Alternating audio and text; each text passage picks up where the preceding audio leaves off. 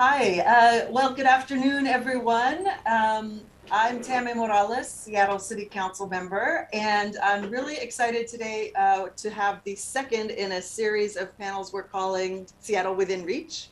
At our first panel a couple of weeks ago, we talked about the conversation, the community conversation we would like to start about how we build a Seattle where everybody has access to goods and services, to their essential needs, including housing that workers can afford, access to childcare, groceries, banking, and to have everything within reach. So we are starting the conversation again today, and I'm very excited to have some guests with us today. We want to have a conversation about how our neighborhoods, as we start to talk about land use and the comprehensive plan in Seattle, the way that the city might be changing. We want to hear from folks in other parts of the city and other parts of the world about the work that they're doing to make their communities better. And so we've invited some guests here today that I'm excited to have. We will be talking with visiting from Nantes, which is our sister city in France, Deputy Mayor Pierre Marais, Deputy Mayor Mahaut Bertu. We also have with us visiting from Chicago on Zoom, Chicago Alderman Carlos Ramirez Rosa. And we have from our own neighborhood, Beacon Hill here in Seattle, from El Centro de la Raza, Miguel Maestas. Thank you all for joining us today. I do want to let folks know that we have an interpreter here. So we will be having the conversation in English, but our guests from France may prefer to answer in French. And so we do have Louise Moorhead here, who will be serving as an interpreter. So when you hear French, that's who will be speaking. Thank you very much for being here. Certainly, thank you very much. Okay, let's get started. So you're all here because you're very involved in moving your communities towards more complete neighborhoods, toward walkable cities. And we're having really similar discussions here in Seattle about how we prioritize livability, how we create neighborhoods where essential services are more accessible to folks. Because we know that everybody should be benefiting from investments that our local government is making, that our city is making. And here in Seattle especially, we want to make sure that low-income neighbors, people of color, don't get pushed out of the city, which is something that really has been happening here in Seattle at an accelerated pace. So we're thinking a lot about what's missing in our neighborhoods and how we really promote access to our neighborhoods. So Deputy Mayor Bertu, I'd like to start with you. We are starting to talk about the notion of a 15-minute city in Seattle, but it's pretty high level. And I know in Nantes, you're moving that direction, and there are several components of what it means in Nantes to have a 15-minute city, including elements that will shorten the distance for people between work and home, increasing access to services and green space. You have the étoile vert, the paths leading out of the center city where you're preserving green space. And something that you call mixité, or social inclusion.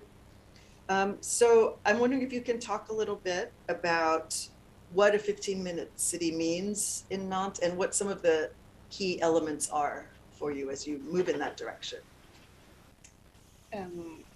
Si c'est bon pour vous, je pense qu'on peut le faire à deux voix avec Pierre-Emmanuel Marais. I think we're going to be able to answer two of us with Deputy Mayor Pierre-Emmanuel Marais. Un des objectifs, c'est effectivement d'avoir tous les services autour de soi et peu importe où on habite dans la ville. One of the objectives is to have all services available where one lives, no matter where one lives in the city of Nantes. Donc on crée vraiment plusieurs petits centres-villes, on pourrait dire, partout dans la ville. So we are creating what we might call small downtowns all around the city. Oui, le principe, alors pour être un petit peu technique, désolé, c'est d'avoir, on a estimé que le bon niveau de service. So the principle might be slightly technological. We estimate that to have a reasonable level of services, c'est environ 12 services approximately 12 services available. qui comprennent tout ce qui est commerce alimentaire, les boulangeries, boucheries, That should include food shopping, épicerie, grocery store, bakery, etc. des services autour de la santé, médecins, dentistes, etc. Health services, doctors, dentists, La culture, les loisirs, les parcs culture, leisure, and parks, et tout ce qui est transport, c'est-à-dire avoir des bus ou des trams accessibles. and everything that is transportation, meaning have buses, have trams, etc. Et sur cette base, aujourd'hui, la ville de Nantes, c'est environ 95% de la population qui a ces services. And within the city of Nantes, currently, approximately 95% of the population do have this level of service. Mais après, c'est une politique globale. And then we come to the global policy, On essaye de la travailler en transversalité. and we are taking a transversal optic to this. Et pour faire le lien avec les échanges avec Tammy ou avec Bruce Harrell sur la fabrique de la ville, With exchanges with Tammy and with Bruce Harrell, as in what concerns the fabric of the city. on est vraiment sur ces petits centres-villes, la construction de voies piétonnes, de voies cyclables, voilà, essayer d'apaiser aussi beaucoup la circulation aussi dans ces petits quartiers. And so we are big on those small city centers or small downtowns, if you wish, with bicycle lanes, pedestrian lanes, and everything that allows people to circulate easily within those areas. Et après, je passerai si tu veux. Mais une réflexion que j'ai là en échangeant avec vous depuis 4 jours environ, So the reflection that I would have to make after having these exchanges here with you c'est qu'en fait, nous, on n'a pas une approche communautaire, enfin, de la communauté par petit village ou petit centre-ville. is that for the last 4 days, we don't seem to have a community approach, a small city approach. Donc, il y a peut-être cette réflexion à avoir autour de cette ville du quart d'heure. Ça serait aussi la ville alors des communautés, je ne sais pas, mais en tout cas, une organisation de représentants des habitants pour travailler aussi avec eux. So perhaps this view of the 15-minute city, we could relook at it in order to exchange with you, work with you to bring about a similar project. On va parler après de la ville non sexiste, il me semble. And, pardon? On va parler après de ce qu'on appelle la ville non sexiste. La ville non sexy. Sexiste. Anti-sexist. Anti-sexist. Merci. Yeah. Thank you for the interpreter. Yes, and then we're going to talk about the anti-sexist city.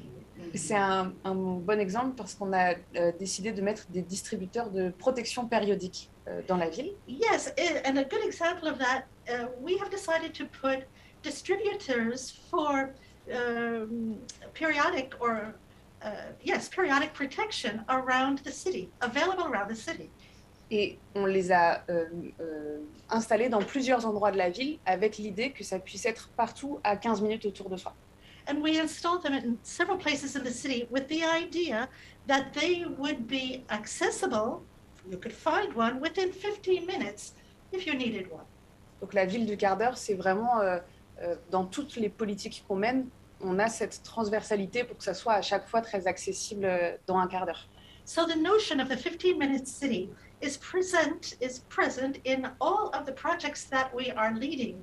It's perhaps a transversal objective that accompanies every project that we are leading. Et peut-être juste un point que j'ai pas dit. And I would like to add a point. C'est que la ville du quart d'heure, c'est avant tout la question de l'organisation spatiale de la ville. And so the 15-minute city or the quarter-hour city is above everything a question of organization of the city. Parce que dans les années 1950, 60, 70, la ville était pensée autour de la voiture. because in the years 1950, 60, 70s, the city was imagined and conceived around the car. Et donc, les quartiers étaient spécialisés. Il y avait le quartier des supermarchés, le quartier des affaires, le quartier où on dort, où on vit. Voilà, la ville se spécialisait de plus en plus. And in that case, the city was specializing its different neighborhoods or different areas around, for instance, the major food stores or large surface food or appliance stores, the business district, and other districts, other specialized districts. Et le fait que la ville grossit, qu'il y a de plus en plus de bouchons et que la question des enjeux climatiques elle est très forte, nous a fait repenser la place de la voiture en ville. Et il y a plein d'actions sur cette question. So the fact that the city is growing and growing and growing, and within the city where automobile traffic is concerned, there are many traffic jams. It led us to rethink the organization that we were giving to the city, to imagine this in a completely different way. Et donc la ville du quart d'heure, c'est un peu l'aboutissement de cette réflexion sur l'organisation spatiale de la ville. So the city within a quarter of an hour is the result of this reflection on the spaces and utilization of spaces within the city. So, thank you for that.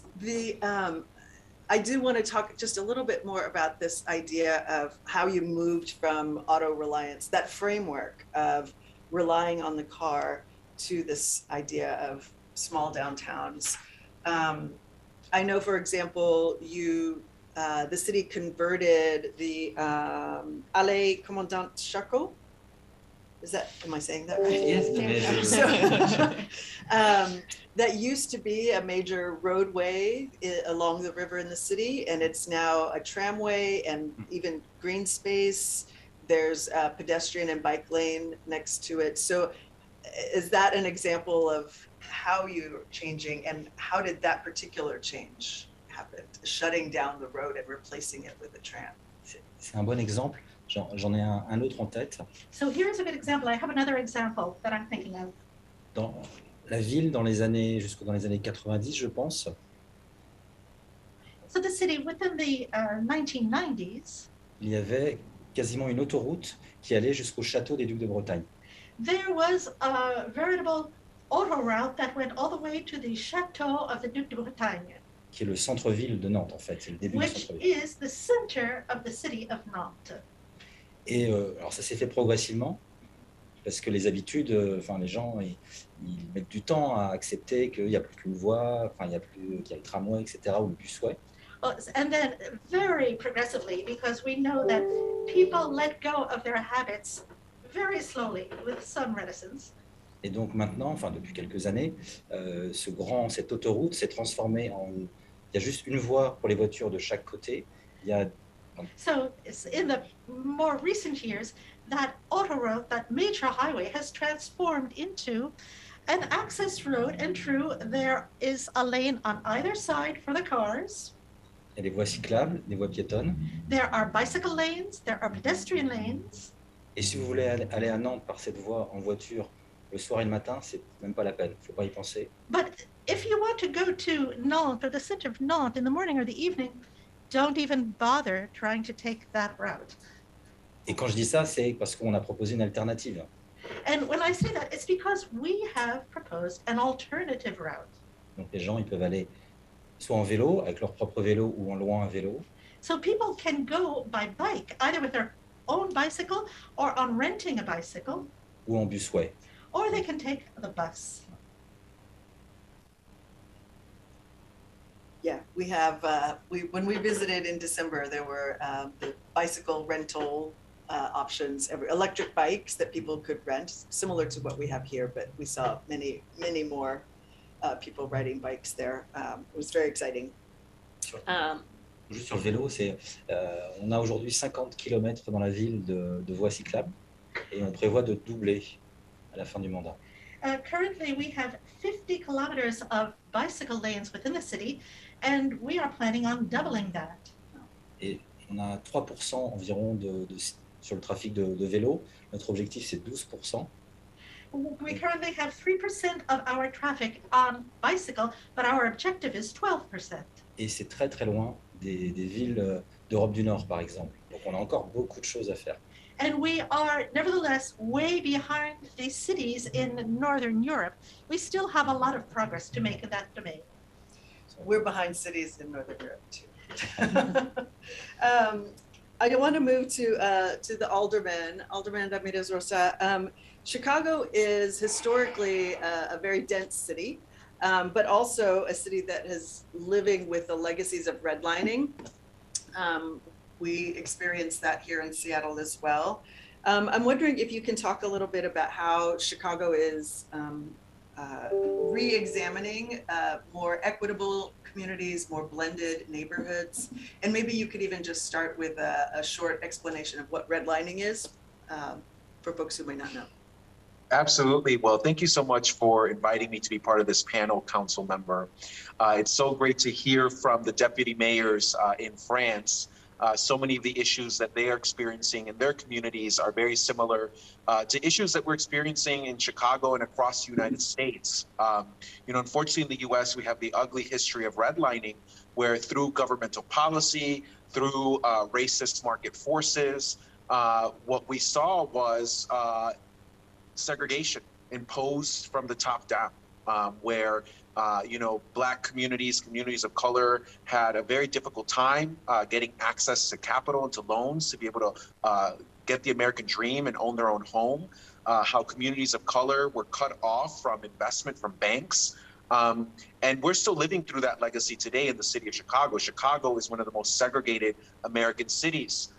You can walk down a block and you can see a community go from 90% Black to 90% Latino to 90% white in a series of, as you walk down, a street over a series of several miles. So as a city, there have been a number of us that have been working to address that history of redlining.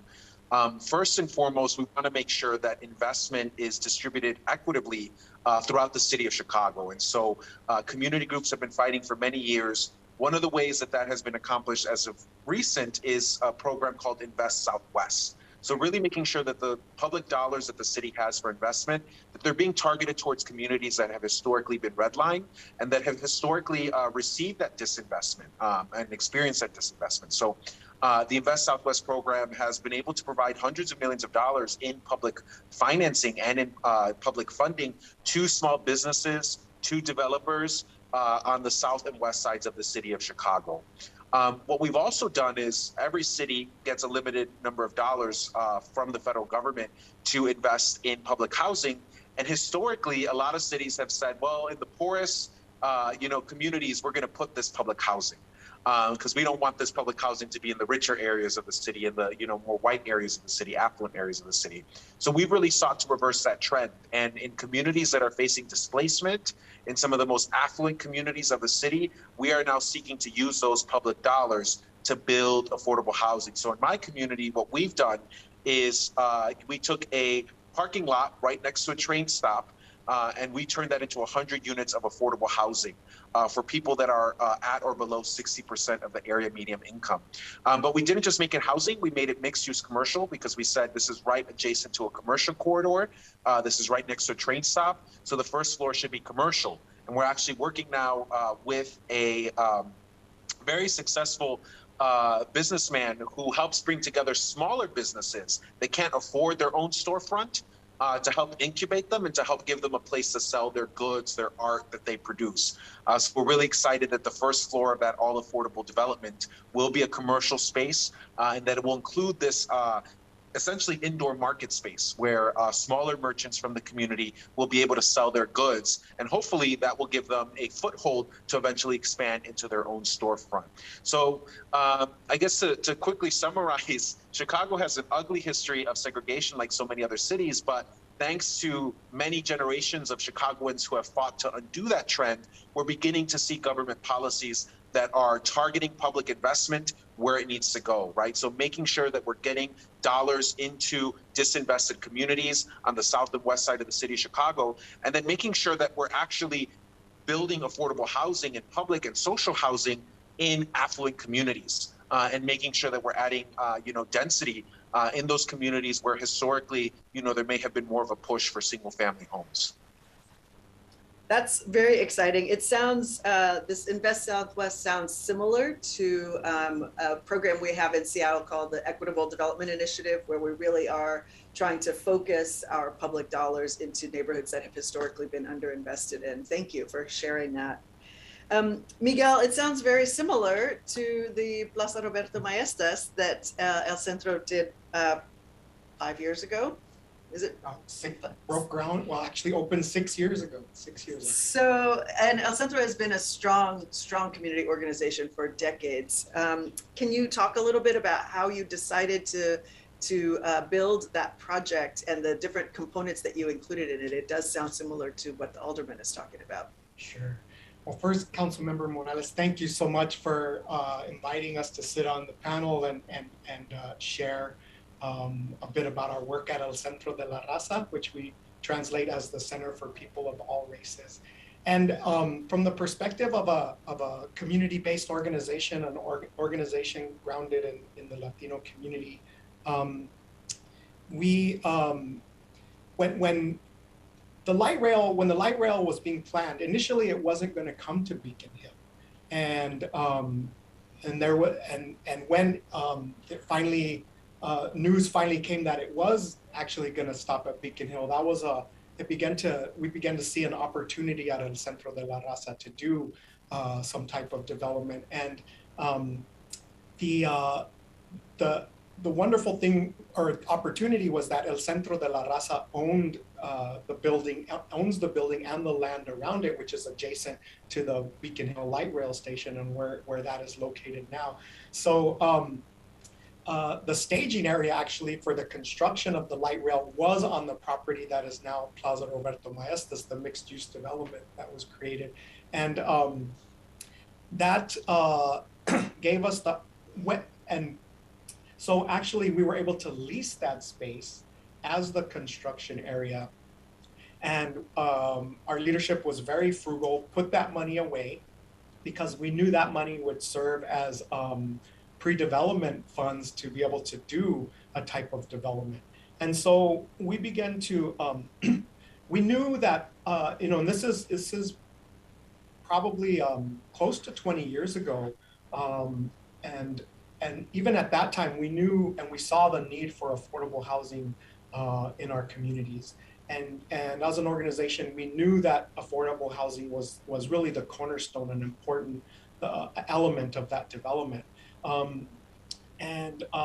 We began to participate in the neighborhood planning sessions, not only to talk about the need for affordable housing, but also to participate in those discussions, to hear what others in the neighborhood were saying, and to also make sure that people who weren't traditionally involved, lower income people, immigrant and refugee families would be involved in that community planning process. So we were able to not only share what we felt was important, but also hear what the neighborhood felt was important in that development as well. And people were talking about things like a neighborhood center, something that had community and cultural space, opportunities for commercial space and for small business space. So we also heard from people who were participating what they needed. In addition to affordable housing, people were talking about childcare and how it would be wonderful to have access to high quality childcare as part of affordable housing. So as we began to plan, we said we have an opportunity to create much more than just affordable housing and also address the stigma that oftentimes comes with affordable housing and people's perceptions of what that means for a neighborhood. And so we began that process and had 30 community meetings and were very open and created a participation for lots of people to hear what was being planned with the development, to give their input about the development. And so So the opportunity to create a development with the cornerstone of 112 units of affordable housing, also 30 to 60% of area median income, and create a open plaza space, very, in some ways, very traditional plaza that you may see in different Latino communities, a cultural event space, 7 classrooms of child development, of a child development center that serves 128 children. And retail space that really was designed to attract family-owned businesses, to help support small businesses, and the opportunity to be right across the light rail. So it really was a community-inspired, transit-oriented, mixed-use transit-oriented development that incorporated all of these elements. And an important thing, or an important point that I would say, is that obviously stakeholders who were going to be able to live and have affordable housing in Seattle next to light rail, obviously was a huge benefit for many families. We designed it so that over 50% of the units were 2 and 3 bedrooms, so that families with children could live in the development. And also, but developed it in a way that everyone in the neighborhood saw it as an asset, as a benefit, regardless, so that people in the neighborhood, whether you lived a block away, a half a mile away, or came in through the light rail, had access to high quality childcare. It was affordable childcare for low income families, had gathering space and cultural space, a lot of things that the neighborhood had been planning before. So we actually did an economic analysis of the economic impact of the 112 families. And although it's 30 to 60% median income, most of the families are working families. And we did an analysis that they were going to bring $3 million of purchasing power to the neighborhood, and shared that with merchants, and shared that in meetings, and said, this is creating a market and a marketplace, and people that are going to help improve the economics and the economic development of the neighborhood as well. So I think everyone, we really were able to create a development and share that this was really a benefit for the entire neighborhood and community, going back to when people were talking about what they envisioned for Beacon Hill. Well, and you didn't, in addition to all of the services, and certainly access to childcare is a huge problem across the city right now. And I know you're planning even more, which is terrific.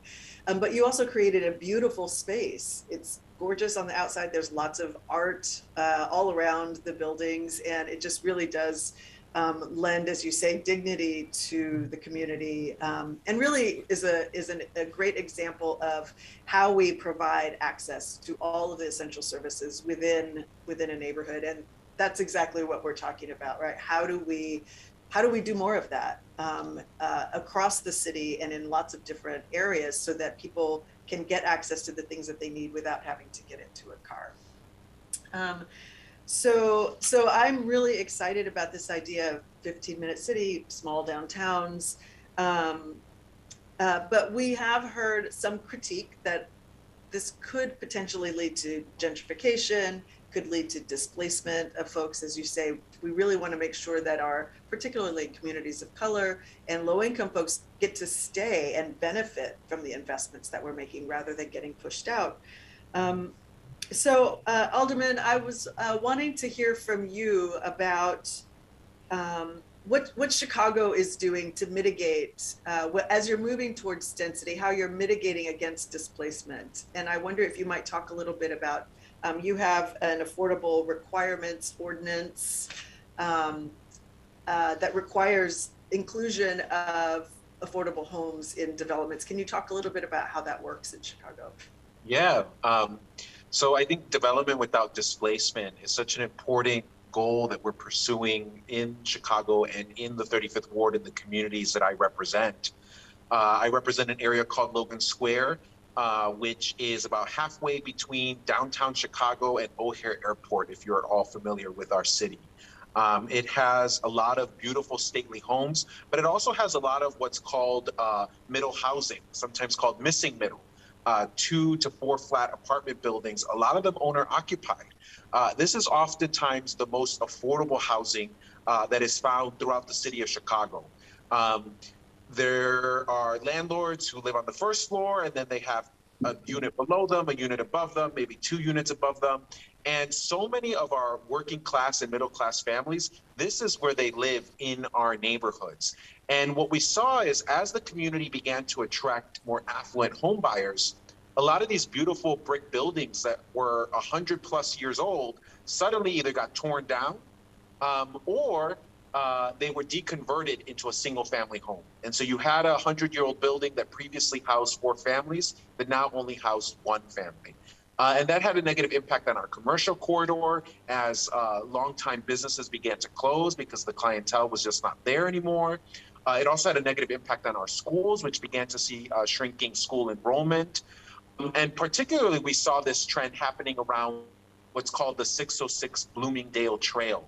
The Bloomingdale Trail was previously the Bloomingdale train line. It's a commercial industrial train line that served factories in the community. And basically, factories were built right on the train line. It was an elevated train line. It was actually one of the first train lines elevated using concrete. And, you know, obviously the factories would abut this train line. And then, you know, the train would go down, it would pull up to the factory, they would load the goods, you know, get it out to market and get it out west to Seattle. Well, as those factories closed down and as the US deindustrialized, what happened is a lot of those factories became lofts, became housing, which is great. Adaptive reuse. We love to be able to add density within the existing envelope of buildings. It's oftentimes the most green option for a community. But what also began to happen is that a lot of these 2 to 4 unit apartment buildings started being purchased and started being deconverted to single family homes. And we lost thousands of units near this trail. So, well, let me back up. The community fought to take that abandoned train line and turn it into an elevated hiking trail. And that was the community that fought for that, and we won. And after this beautiful amenity had been built, suddenly we began to see a decrease in the housing around that area, which meant that fewer and fewer families would be able to benefit from this trail that had been built. And it also meant that, you know, we saw all the other negative impacts that happened as we lost density around this beautiful new trail. So one of the things that we fought for was, 1, a demolition impact fee. We said, look, if you're demolishing, you know, multi-family housing, then that has an impact on the community, has an impact on the climate, it has an impact on housing affordability. So you have to charge you have to pay a fee if you're demolishing buildings. But the other thing we did is we implemented a minimum density. So basically, we disallowed new single-family homes within this protected area near this trail. So you can't build single-family homes near this trail anymore.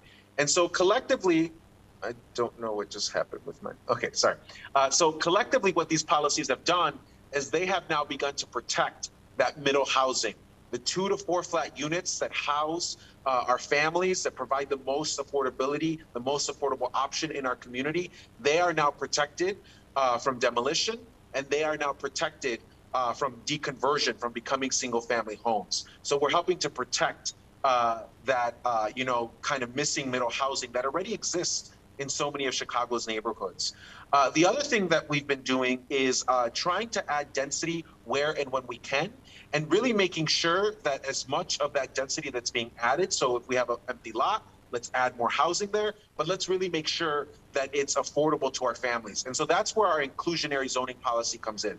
Citywide, the city had a policy since around 2000 that if you were going to build a new building and it was over 10 units, and it included a zoning change, so you needed to go to city council to ask for permission to build that building, so you were receiving the benefit of a zoning change, that you then had to include 10% of the units in that building as affordable.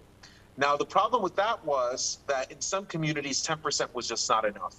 The other issue with that as well was that developers were allowed to pay an in lieu fee. So rather than include the affordability on site, they would pay a fee so that they didn't have to include affordable units in the building. And then that fee would be used to build housing in other places. And so given, again, the legacy of redlining and segregation in the city, we saw that in very affluent areas, developers were choosing to pay the fee, not include the affordability in the new building that they had just built, and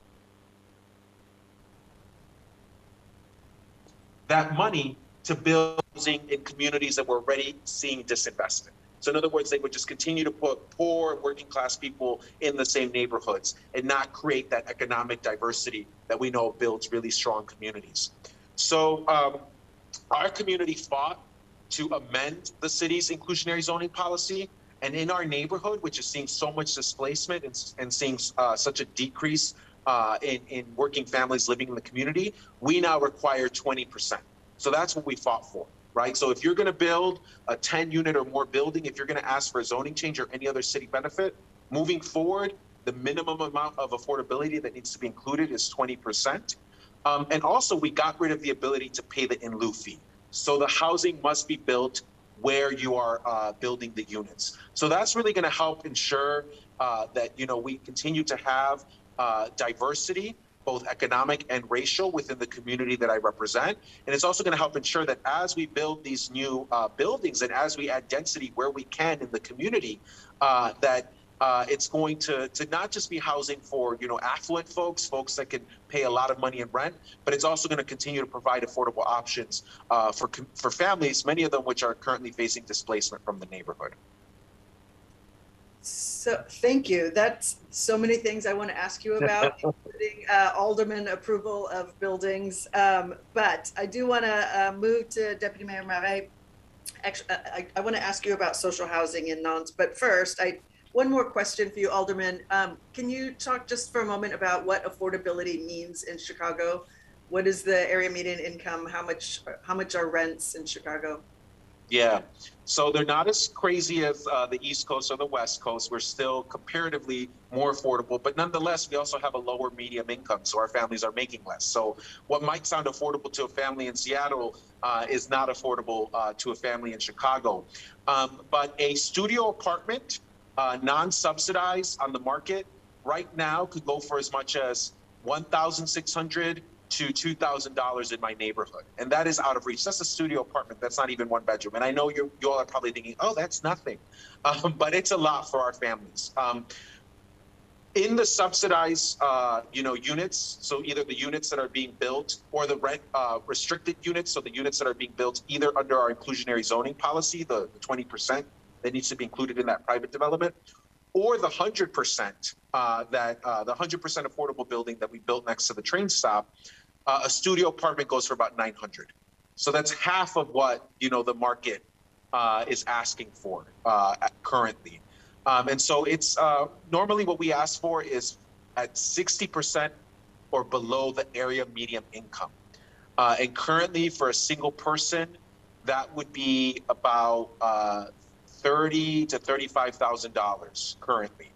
And then obviously it goes up for family. So for a family of four, I think it'd be about $90,000 right now. So, let's say it's two parents and two children. If each of the parents are, making $40,000 a year, they would be able to afford and they would qualify for one of these units that is being built, either through government subsidy.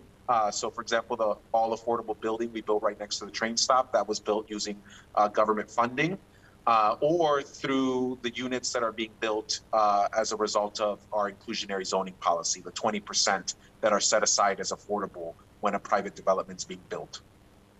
Great. And just for comparison, in Seattle, area median income is about $100,000 now.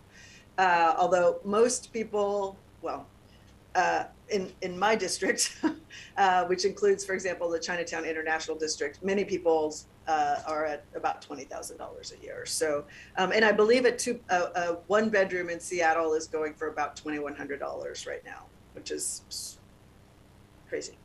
Okay, so Deputy Mayor Marais, you have, I believe, a similar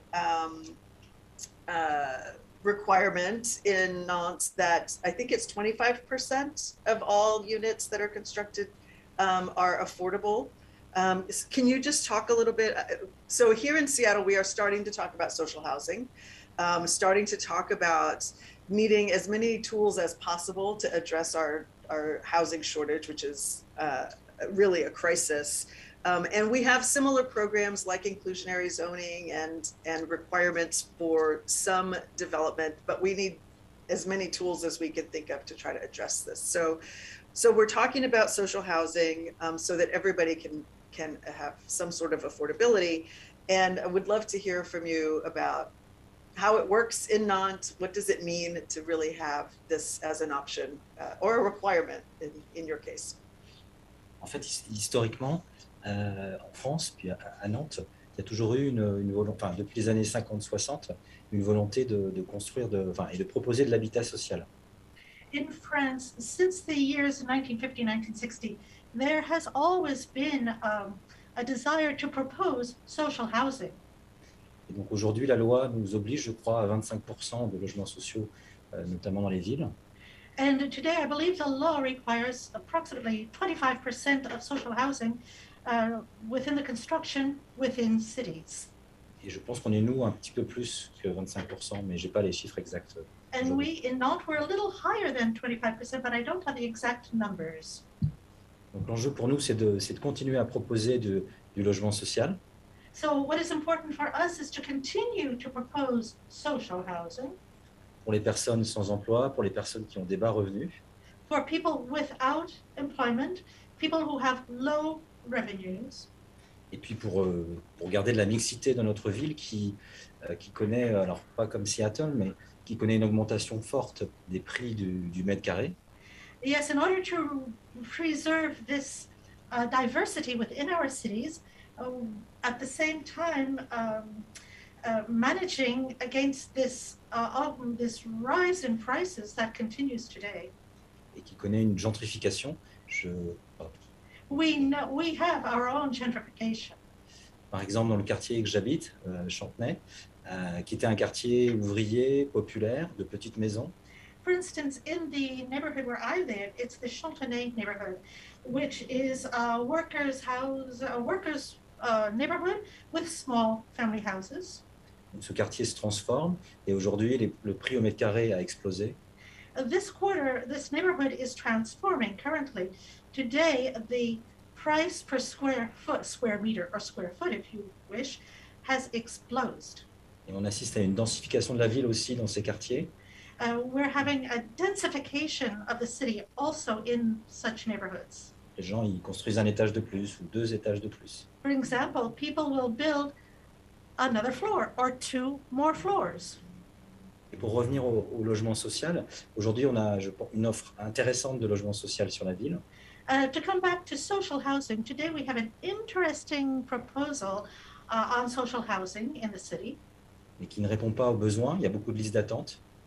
But not enough to answer all of the requests and all of the need. There is a long waiting list. Et avec un autre enjeu, c'est que la construction de ces quartiers d'habitat social s'est beaucoup fait sur une concentration justement de cet habitat social dans des quartiers spécifiques. And so there's another element. The construction of the social housing seems to be occurring in specific neighborhoods. Et donc, notre travail aujourd'hui, enfin depuis longtemps, mais il se poursuit, c'est de mixer plus la ville et de faire que les nouveaux logements sociaux soient disséminés dans le centre-ville ou dans d'autres quartiers. So today we're working towards the idea of making it a fact that social housing is not all together. It's disseminated throughout the city and mixed in. It will create mixed neighborhoods. Et j'ai un exemple de projet très récent qui est l'ancienne prison de Nantes. I have an example of something very recent. It's a former prison in Nantes. Un très vieux bâtiment et dans un des quartiers les plus riches de la ville. It's a very old building in one of the richest neighborhoods of the city. Et donc, quand le porteur de projet a justement travaillé sur le projet, So when the persons proposing this project were working on it, nous avons demandé à ce qu'il y ait 25%, ce qui est la règle, de logement social. we requested that there be 25%, which is the law, of social housing. Donc aujourd'hui, les logements ont été construits, c'est le quartier, ce nouveau quartier vit. So today, this housing has been created. It's the new neighborhood, new quartier vie, Avec un vrai quartier mixte dans un quartier du centre-ville. with a true mixed, diverse neighborhood within the center of town. Et à l'opposé, il y a un quartier d'habitat social assez important à Nantes qui s'appelle Bellevue. And on the other hand, we have Bellevue, a very large neighborhood in Nantes. Et on a une grosse opération de rénovation urbaine du quartier. We have a big operation of urban renewal in that neighborhood. Et justement, on a cassé, détruit quelques grandes barres d'immeubles. And in fact, in order to do it, we have torn down some very big housing units, very, very big apartment buildings. Pour ouvrir le quartier et qu'il y ait plus de mixité dans le quartier. In order to open up that neighborhood and include more diversity in that neighborhood. Si je peux... En France, c'est la loi, les 25% par ville. In fact, that 25% is the law, and it's from city to city.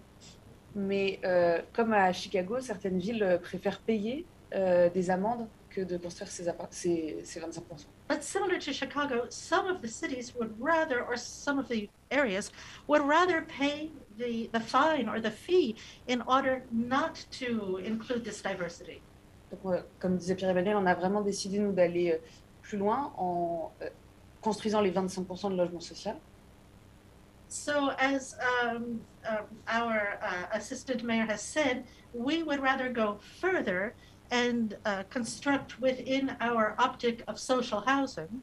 Et en plus, on a aussi ce qu'on appelle les logements abordables pour permettre à des revenus médians de pouvoir acheter l'appartement aussi. And we also have housing which we would call affordable housing, which would allow those who can afford it to become owners of their apartments, their homes. And so tell me the difference between social housing and affordable housing, because you don't consider them the same thing. Is that right? It's the income. And so the 25% that is required, what is an example of the income that would be in that house? Ça dépend des mètres carrés. Depends on the price per square meter or square foot, if you prefer. J'ai juste du mal à trouver une référence, mais ça permet à des gens qui sont sur vraiment des bas revenus d'avoir des appartements de qualité et de ne pas mettre tous leurs revenus dans le logement. I may not have the exact numbers, but it does allow people who have very low earnings to access decent living quarters and to remain there. And that's one of the key components, right? That this is high quality housing. It's not built differently than even some of the nicer apartments that we're offering dignity. You're offering dignity and high quality housing and access for everybody. Okay. So Miguel, I know you, maybe you can talk a little bit about your next project is going to be in Columbia City. I think you're offering 87 units of affordable housing. Can you talk to us about what that means in the project that you're doing? Sure, it's a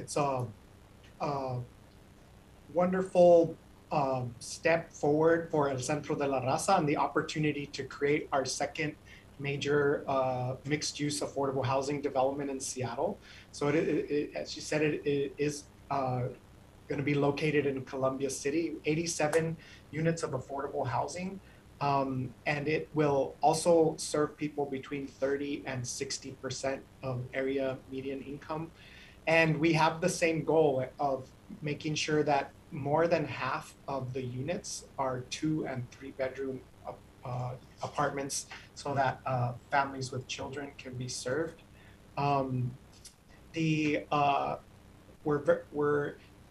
This is happening 6 years after Plaza Roberto Maestas, and so one of the obviously major steps to a next development, particularly for El Centro and the fact that we're relatively small as far as affordable housing development compared to like larger affordable housing developers, was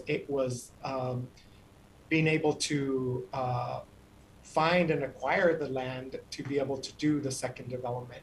So this development is in partnership with the Church of Hope, who and Consejo Counseling and Referral, who have been on that property for many years, and they've had the goal of developing affordable housing. So we went in partnership, and we're happy to say that they will continue to have a new site. Consejo will have new offices, and the Church of Hope will have a new space there on the site.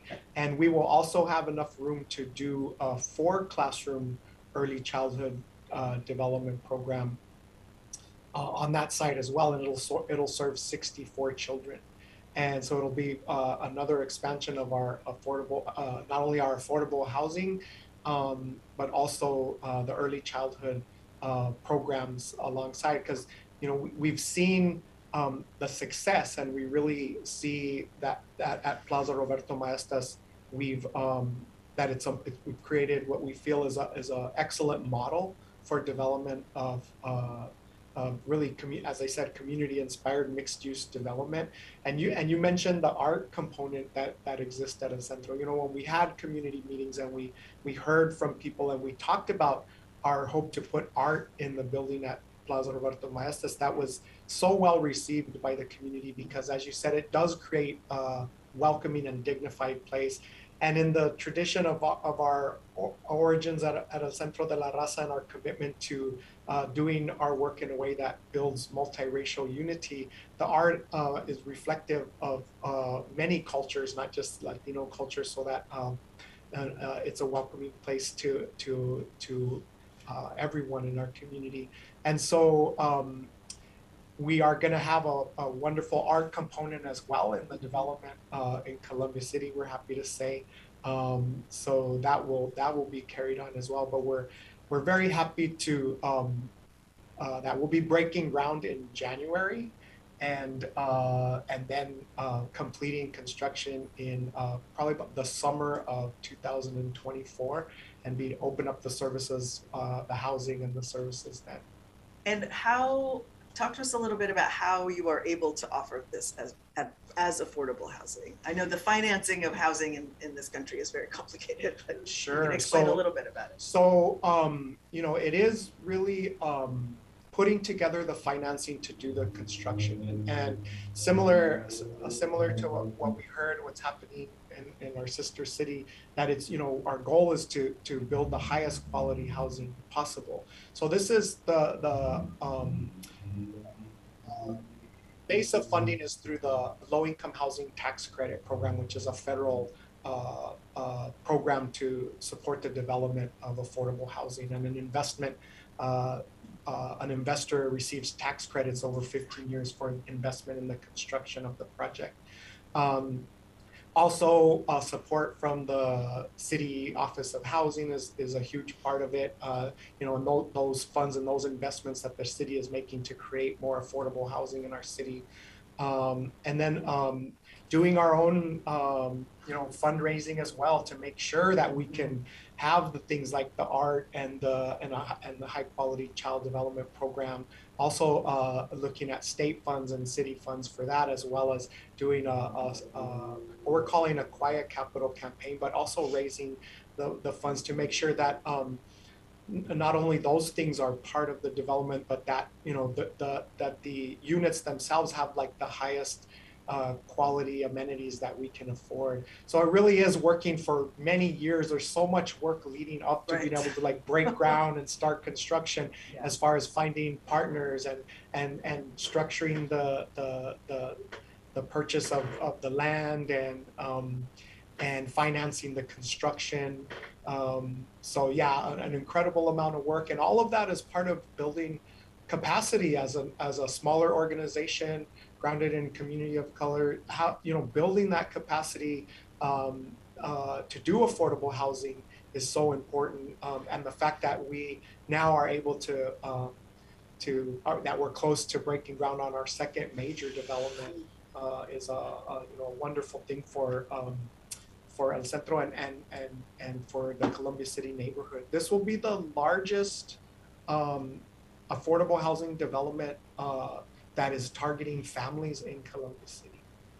That's great. Well, and you make a really good point that we also have a lot of work to do to build capacity of these smaller organizations, Right. particularly organizations that are grounded in communities of color, so that they can drive their own change and make the kind of development projects that they want to see. Absolutely. Yeah. We get lots of sister organizations, community-based organizations, churches from different communities, mostly communities of color, and community-based organizations that come, that have land, that want to be part of the solution of developing affordable housing and addressing the affordable housing crisis, and ask, like, you know, and we're always talking and sharing lessons learned, and the policies and the infrastructure and the capacity that we had to build. We share that. We because we know how hard it was, and we also understand how important it is, like you said, to build capacity with smaller organizations so that they can be part of addressing the crisis in our community as for affordable housing.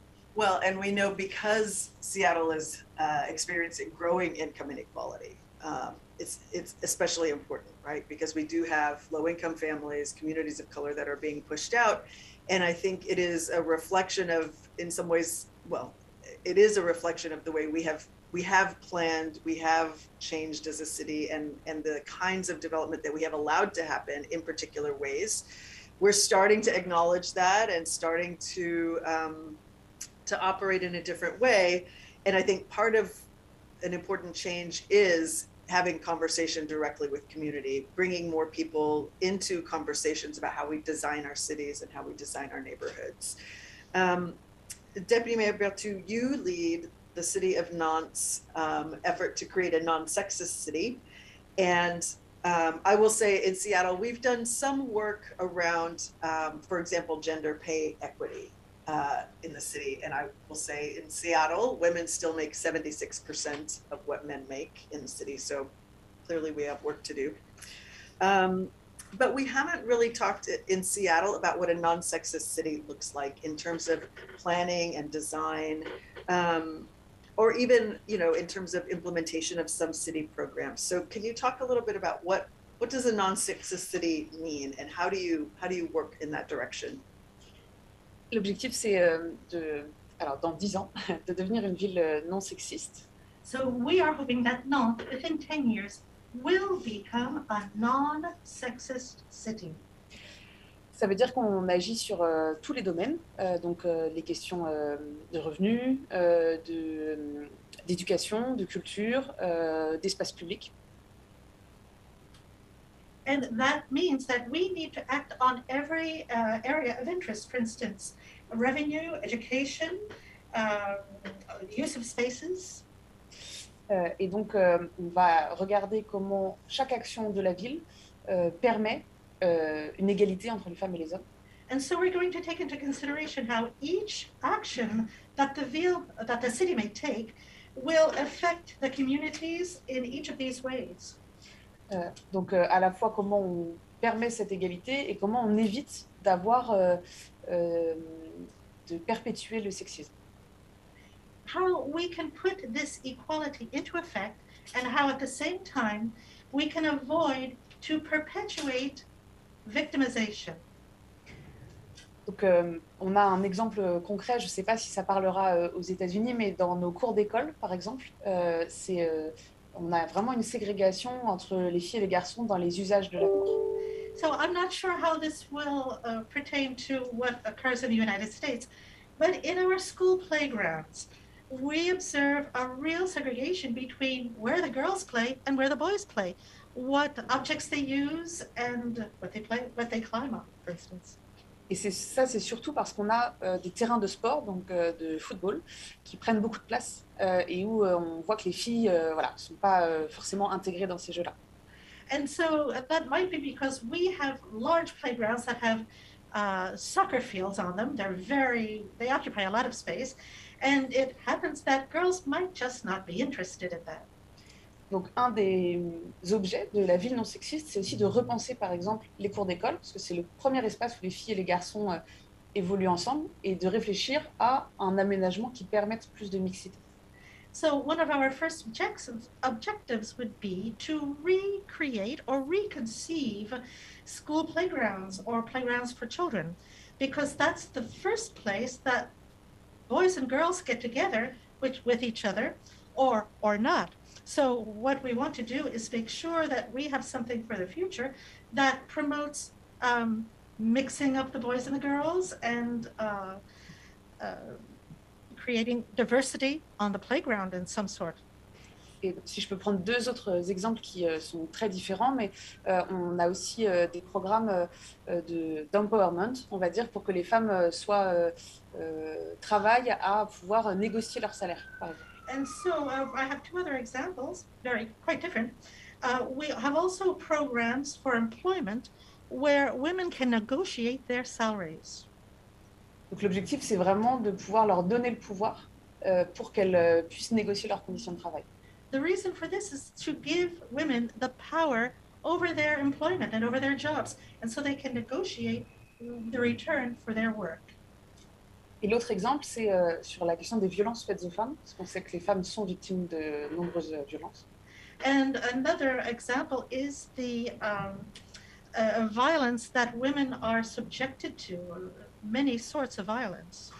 On a ouvert un centre, la ville a ouvert un centre d'accompagnement des femmes victimes de violences. The city has opened a center to accompany women who have been victims of violence. Donc on a un accompagnement social, juridique, particulièrement pour les femmes victimes de violences conjugales. We have accompaniment for social violence, judicial help for women who have been victims of domestic violence. Donc c'est vraiment trois exemples différents, mais qui, je pense, peuvent démontrer comment on essaye d'agir sur tous les plans pour favoriser l'égalité entre les femmes et les hommes. So these are three very different examples, but I think it illustrates what we are thinking about and what we need to think about when we want to put our plan into action. We need to act on all of these areas and not just one or two. So when I was there last year, we met with somebody, I believe from your Parks Department, who was talking about the improvements they were going to make, restoration of some park space along the river, lighting that they were adding and other things. And I was interested to know that as part of, I believe what he said was that as part of any kind of public space design now, somebody from your department is there. Can you talk a little bit about how the departments work together when you're considering public space? Oui, on a, en fait, peut-être j'aurais dû commencer par là, un des objectifs pour construire la ville non sexiste, c'est de faire en sorte que tous les collègues de la ville soient sensibilisés et donc agissent eux-mêmes pour intégrer ces questions d'égalité. So one of these objectives in order to manage to achieve our non-sexist city is that all the people working together, all our colleagues, be made aware, be sensitized to what is necessary in order to act and to work in that vein of non-sexist relationships within the city. Et donc, dans, par exemple, l'aménagement de l'espace public, on a effectivement quelqu'un des services égalité qui est présent pour avoir ce regard sur la manière dont on construit la ville. So, for instance, in all public spaces, we want to have somebody present in what we might call the equality services in order to maintain this outlook. Parce qu'on sait que avoir de la lumière, ça peut être sécurisant. Avoir des espaces où on voit vraiment ce qui se passe, c'est sécurisant. Et ça peut s'opposer, par exemple, avec beaucoup d'arbres, de bosquets, beaucoup de nature. So, for instance, to have decent lighting, good lighting of public areas, that is something that can provide safety and security. To have welcoming spaces, for instance, with shrubbery, trees, that's another thing that welcomes people to feel safe. Et en même temps, quand on a beaucoup de nature, ce qu'on souhaite dans notre ville, ça empêche parfois de voir ce qui se passe. But on the other hand, when we have a lot of what nature brings to us, shrubbery, trees, etc., that keeps us from being aware often of what's going on around us. So, and we do desire to have a lot of greenery in our city. Donc l'idée d'avoir quelqu'un qui a ce regard-là sur la place des femmes dans l'espace public, c'est vraiment d'arriver à trouver l'équilibre pour avoir des espaces où les femmes se sentent bien quand on les construit. So the idea is that the persons who need to work within the framework of security and safety and women in the public spaces will need to find a balance between this welcoming greenery that we all desire and the fact that women need to be aware of their surroundings and what is going on. That is a balance that those persons working in that area will have to find. Can you talk a little bit about how you engage with community members? How do you hear from women about what they would like to see, or from all community members about how they can move towards this goal? On a des conseils d'habitants qui travaillent sur plusieurs sujets et on en a un sur les questions d'égalité femmes-hommes. Well, we have council panels who work on every aspect of housing, and we have one that works on the concept of women in the spaces and equality. Et donc l'idée c'est donc tous les habitants peuvent rentrer dans ces conseils, c'est vraiment ouvert. So the notion behind that is that every resident can be part of those council panels. They are really open to everyone. Et il y a aussi des associations qui en sont membres. There are also associations who act in that area. Et donc nous on les consulte, on échange avec eux sur un certain nombre de sujets. We consult them, we have exchanges with them on a certain number of subjects. Sur la question de l'espace public, on travaille avec le Conseil de l'égalité femmes-hommes, mais on a aussi des échanges importants avec le centre LGBT, par exemple. So on the question of open spaces, there are also panels who are working on that and who include the question of inclusions of groups such as the LGBT group. Parce que les questions de l'espace public et de sécurité, c'est aussi un sujet important. On the question of public spaces and safety, that is a very important subject. Of course, yeah. Well, thank you. There's a lot to learn about how we talk a lot here about communities of color, about our LGBTQ community, people, immigrants and refugees, but we haven't really focused on creating a non-sexist city. So I really appreciate sharing that with us, and just how you engage community there, because I think that is such an important part of the discussion, especially as we're talking about folks who aren't usually included, whose voices have been left out and have that's why we are where we are. So juste Marais. Yeah. C'est la politique, elle est portée par Mahaut, et très bien portée, mais c'est vrai ce que disait Mahaut, ça nous concerne tous, et nous, hommes dans le conseil municipal, on est aussi intégrés à cette réflexion pour que nous aussi on bouge, parce qu'on a aussi du travail à faire personnellement. Pardon. So my colleague Mahaut has exposed that very, very well, but I would like to add that we on the municipal council, we men who are on the council, we are also very involved in that.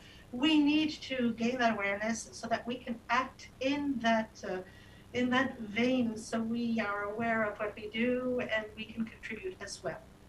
of course, men certainly have their role to play in making sure that we're reaching a non-sexist city. Alderman, as we're talking about engaging with community and asking folks who aren't typically at the decision-making table to have a seat with us, I think about the participatory planning program that you have in Chicago. I wonder if you could share with us a little bit about how that works and some of the changes that you think it's led to. Yeah, participatory planning is so near and dear to my heart. You know, if you look at the root of the word policy, right, when we talk about land use policy or urban policy, if you look at the root of the word policy, it comes from polis, right, which is the Greek word for city-state. And what is a city without people? So, you know, I think how can we make good urban policy without including the people that are going to be impacted by that policy, that are the ones that are walking, that are ones that are seeing the deficiency in the built environment or the needs in the built environment or what works well for them in their community. So I, you know, became alderman in 2015. And in Chicago, we have a very strong system of member deference, what sometimes is called aldermanic prerogative. And so there can be no zoning goes to the Chicago City Council without the local representative, the local member representing that district, having the final say on whether or not that should advance. So for example, if someone wants to build something new and they need a zoning change in order to build that in my community, it goes to the Chicago City Council's Committee on Land Use and Zoning Policy. And the chair of the Land Use and Zoning Policy will ask me if I support the item. If I don't support, it will not. If I do support the item, it will advance.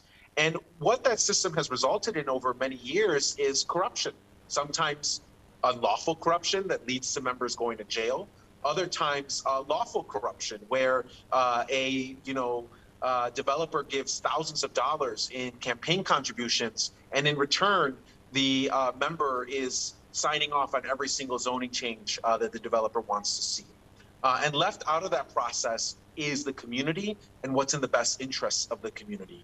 And so when I took office, it was on a commitment to implement a participatory planning process and making sure that when zoning changes occurred, when zoning and land use decisions were being made at City Hall that were going to impact the neighborhoods in our community, that those decisions were made in an inclusionary, transparent, and democratic process. And those are the three values that have guided our process that we've implemented in the 35th Ward.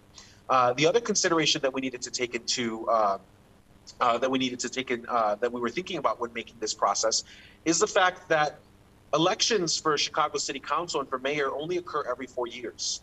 And in my community, less than 1 in 5 residents will participate in that election. So what that means is that a huge swath of the community will not be included. And many times they won't be included because they're non-citizens. Perhaps there's language barriers. Perhaps there's age barriers. So we wanted to make sure that we created a process that invited everyone, working poor families, immigrant families, young people, to be involved in the land use and zoning policy that was going to impact their communities. And so we created a process where community groups can meet directly with developers, can provide input. But ultimately, the most important part of this process is a community assembly. When there's a large development that's moving forward, so for example, the 100 unit all affordable housing development right next to the train line that was going to replace a parking lot, when that was going to move forward, before I gave the go ahead in City Council, I said, we're going to have a community meeting. And 600 people attended that meeting. And the vast majority of them, over 350 of them, said, yes, absolutely. We want this development to move forward. We want to move full speed ahead to make sure that this all affordable housing development is built. The way that we got to that point in time, right, where we had all these people show up to a meeting and all of them say, we want this housing development to move forward, was one, building trust, right? We needed over a series of meetings to really teach people that this was a serious process, that this was not a dog and pony show, that this was not a meeting where you had to come and yell and engage in theatrics in order to just have a chance of being heard. We wanted to make it clear that these were real deliberative meetings.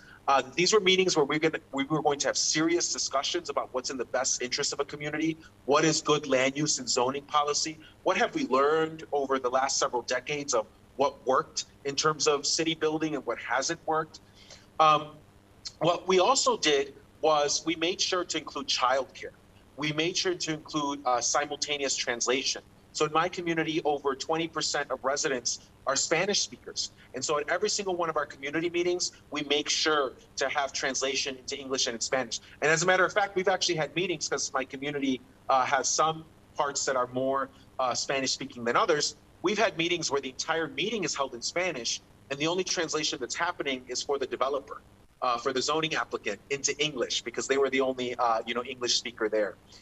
So by really making sure that we're creating that inclusive space where people feel welcome, also by making it accessible, right? We wanted to take concepts from urban planning and make them accessible to people, right? To talk about why do we want to maintain our street wall in our commercial corridors, right? Why do we not want setbacks on our commercial corridors? Why do we not want first floor residential in our commercial corridors, right? Why do we want to maintain the integrity of the commercial corridor?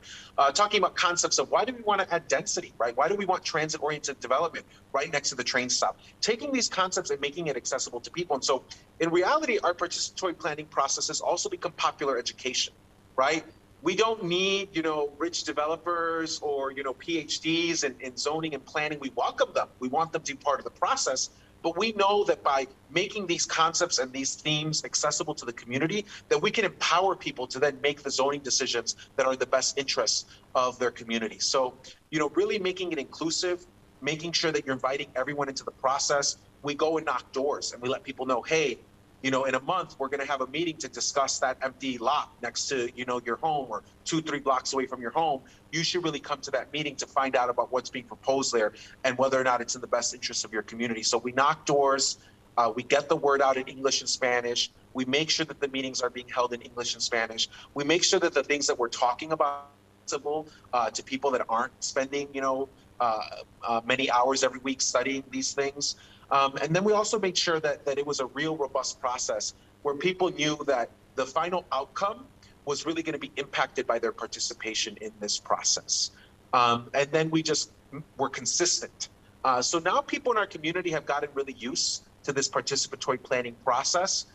Any decision that I make downtown that's going to impact the development in their community, any decision that the Department of Planning is going to make that's going to impact development in our community, everyone knows that there's going to be this really robust community process. Everyone knows that we're going to have real serious discussions about what's in the best interest of our community, and that we're going to bring people together to then collectively decide how we should move forward in the best interest of our neighborhood. And like I said, what that's led to, it's led to a ban on new single-family homes in certain parts of the community where we were seeing middle housing disappearing.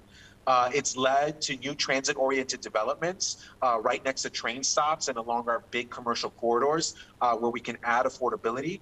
It's led to an increase, right? So now, it's not 10% that needs to be affordable in these private developments. It's 20% that needs to be affordable, and you can't, pay the fee to get out of that affordability requirement. It's also led to things like an increase in family size units. So for a while, we saw that a lot of the units that were being added as a result of our inclusionary zoning policy were all studio or 1-bedroom units. And I heard, our compañero, our brother from El Centro talk about, the need for family size units. That's the same exact need that we had in our community. And it was only through this participatory process that the families in our community were able to come forward and were able to be empowered to demand that when there was units being added that were affordable, that they had 2 and 3 bedrooms, because that's what our families needed in our neighborhood. So yeah, I'm a big believer. I don't know if you can tell, I'm such a big believer in participatory planning. I really think that when we come together as a community and when we talk about what is good land use and zoning policy, and when we are respectful to one another, when we bring people in that normally aren't involved in the process, I really do believe that we can come to good land use and zoning decisions collectively as a neighborhood. And I think we've seen that time and time again in our neighborhood where, creating these spaces wasn't a space for, NIMBYs to be heard, right? The folks that want to say no to affordability. It actually became a space where working people could be heard and could say yes to affordability, could say yes to density. That's so inspiring. Thank you so much. I think, we have a process for engaging community. We're about to launch into our community, our comprehensive planning process over the next 2 years. But that is exactly the kind of community engagement that I'm hoping we start to move toward, because you're right, it needs to be transparent and inclusive. And we need to set it up in such a way that neighbors can actually participate. There needs to be translation. There needs to be childcare. I would say in the South End, there has to be food. If you want people to come. So thank you for that. We will probably be reaching out to you more than once over the next couple of years to keep having that conversation and getting some ideas. We just have a few minutes left, but Miguel, I did want to ask you to share, El Centro de la Raza has been so instrumental in engaging community, bringing neighbors who haven't participated to the table, and holding local government accountable for making sure that we're including those voices. I don't know how many people really know the story of how El Centro got started. So can you just share with us in just a few minutes a little bit about how El Centro de la Raza started, how it came to be that you actually owned the land that you were able to then develop? Sure. Well, actually, this year, El Centro de la Raza is celebrating its 50th anniversary. So the organization has been around for half a century. And El Centro, you know, was founded in 1972. And I think it's important to look back and understand what was happening in Seattle at that time. You know, a few years earlier, Dr. King had been assassinated. Cesar Chavez was organizing farm workers, and mechanization of the labor was happening here in Washington, in Eastern Washington, where farm worker families were having to come to Western Washington to find the means to work and support their families. And so the Latino community was very present, but unlike other communities, it didn't have a geographic center. There wasn't a barrio or a neighborhood per se, and there was no organizations or community places or spaces where people could come together and really have a sense of community. So there was a group that was active in organizing and had an English as a second language program in South Seattle College. That funding was cut, and they decided to continue to try and build on that sense of community that they had begun to feel and start. And where El Centro is now, the old Beacon Hill School, was an abandoned school building. It had been left there because a new school was built down the road, and they asked if they could use one of the classrooms to continue, and basically were told to go away. But Roberto Maestas, who was the lead organizer and then the executive director of El Centro de la Raza for 37 years, he led that, was a lead organizer of a peaceful occupation of that building for 3 months. And you know, I talked about our commitment, El Centro's half a century commitment to building multiracial unity. And that really comes from that occupation, because it wasn't just Latinos. They had developed relationships and supported the struggles with the Indian tribes in the area for fishing rights, and with Black construction workers and students who were struggling for access at the time, and the Asian community and Pacific Islander community who were trying to stop gentrification and really losing our international district Chinatown neighborhood. And so those communities had built, you know, through the model of the Four Amigos, Roberto and Bob Santos and Larry Gossett and Bernie Whitebear gave us an example of like really coming together and working and supporting one another and building that unity. So we honor that throughout our history. So thank you for the opportunity to share a little bit about our history now during our 50th anniversary. Well, very exciting. And I know there's a lot of great work coming out of the organization now, and really a lot of contribution back to our community with the work that you're doing. So thank you. We are out of time. So I want to thank everybody. Thank you, Alderman Ramirez Rosa, for joining us from Chicago. Maybe next time you can come out to Seattle and we can do it again. Miguel, thank you so much for being here. And I really want to thank our guests from France, Deputy Mayor Marais, Deputy Mayor Bertu, thank you for joining us. And Luis, thank you for translating for us today. No, certainly. That's all we have for today. We will have another, continue the series. And so keep an eye on my council website. We will post notice there of when the next series will be, next panel will be.